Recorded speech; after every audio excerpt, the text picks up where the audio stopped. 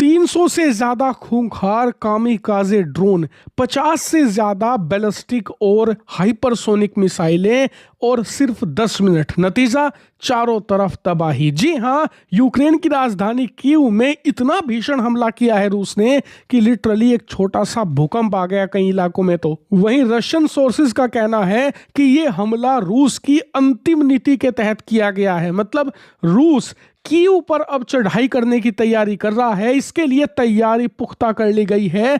इतना ही नहीं, उसी रणनीति के तहत आज ये भीषण हमला किया गया और इस हमले के पीछे मकसद था यूक्रेन के एयर डिफेंस सिस्टम्स को टेक डाउन करना, साथ ही जो रडार मैकेनिज्म है उसे डिसमेंटल करना और कोई भी कैपेबिलिटी कल को अगर रूस को रोकने के लिए इस्तेमाल करेगा यूक्रेन, उसे पूरी तरीके से नष्ट करना। जी हां, यही पूरी टैक्टिक्स के तहत आज ये शक्तिशाली हमला किया गया था। और अब देखना यह है कि रूस अपना ऑपरेशन कीव कब स्टार्ट करता है, क्योंकि अब रूस हो चुका है डेस्परेट। और डेस्परेट हो भी क्यों ना, क्योंकि आज 22 फरवरी है और आज ही के दिन 2022 में यह युद्ध शुरू हुआ था। यानी कि आज चौथा साल हो रहा है, चौथी एनिवर्सरी है रूस यूक्रेन युद्ध की। और मैं आपको एक छोटा सा फैक्ट दिखाता हूं, आपका दिमाग हिल जाएगा। आप स्क्रीन पर देखिए, यह है जून 2022 का, यानी कि युद्ध को शुरू हुए ढंग से 4 महीने भी नहीं हुए थे,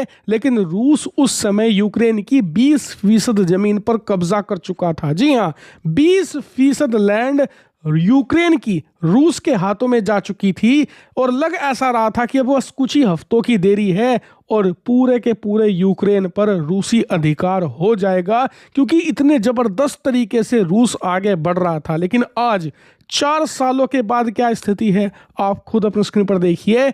मुश्किल से 22 से लेकर 23% जमीन पर रूसी कब्जा है, यानी कि पिछले 4 सालों के अंदर मुश्किल से 1.5-2% की ग्रोथ हुई है। जी हां, 4 सालों के अंदर 1.5 से लेकर 2% जमीन कब्जाई है। और इससे आप अंदाजा लगा लीजिए कि रूस के लिए ये युद्ध कितना बड़ा डिजास्टर साबित हुआ है। इतना ही नहीं, अगर आपको लग रहा है कि ये कोई बड़ी बात नहीं है तो आपको बता दूं, इन 4 सालों के अंदर जो वेस्टर्न एक्सपर्ट है ना, उनके अनुसार 2 मिलियन रूसी मारे गए हैं, जिसमें सैनिक हैं, जिसमें आम लोग हैं। वहीं रूसी सोर्सेज भी मानते हैं कि कम से कम 1,90,000 से लेकर 2 लाख रूसी फौजी मारे जा चुके हैं। इससे आप अंदाजा लगाइए कि कितना ह्यूज लॉस है रूस का इन 4 सालों में।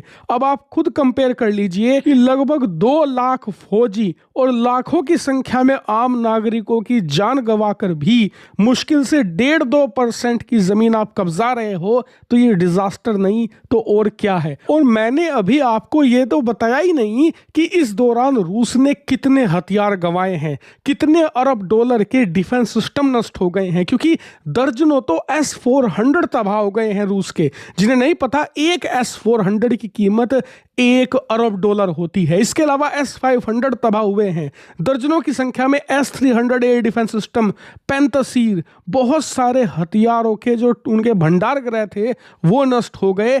यहां तक कि रूस की जो अर्थव्यवस्था है वो बर्बादी की कगार पर है। 90% दुनिया इस समय रूस से कटी हुई है सैंक्शंस की वजह से, जिससे कि बहुत सारे देशों के साथ उसके संबंध भी बिगड़ गए हैं। अगर आप इन्हें काउंट करने जाएंगे ना, तो फिर ये जो पूरा इनका युद्ध था, इसके लिए अब डिजास्टर शब्द भी छोटा पड़ेगा। और हैरानी की बात तो ये है कि पिछले 1 साल से डोनाल्ड ट्रंप का राज है।